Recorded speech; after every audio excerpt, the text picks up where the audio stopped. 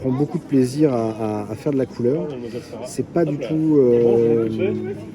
C'est vraiment un travail avec lequel je prends du plaisir. Donc du coup, j'ai pas de souci du tout à n'être que coloriste. D'autant plus qu'aujourd'hui, le coloriste fait partie intégrante du projet et du rendu final, quoi. C'est pas comme si c'était un rôle complètement accessoire ou rien. Je passe quasiment autant de temps que le dessinateur sur la BD, par exemple. Et quand j'ai commencé, je savais que, par exemple, la couleur du papa, la moto du papa, pardon, était rouge, qu'on ne peut pas en déroger, etc., etc.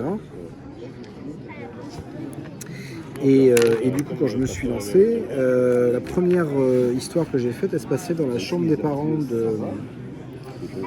comment ça s'appelle, des parents de Kevin. Et donc j'ai demandé après de quelle couleur était la chambre, et Colette m'a dit ça fait 20 ans que je la dessine, mais je l'ai jamais faite en couleur, donc je ne sais pas. Donc là, c'est à toi de voir, et puis basta. Et donc c'est souvent un peu comme ça, c'est un mélange de figures imposées et de figures libres. Il y a des choses que les auteurs ont parfaitement en tête et on ne peut pas trop en déroger. D'abord parce que souvent c'est lié à l'histoire, et puis parce que eux ils ont pensé leur dessin pour avoir tel rendu et tel type d'effet dans la case.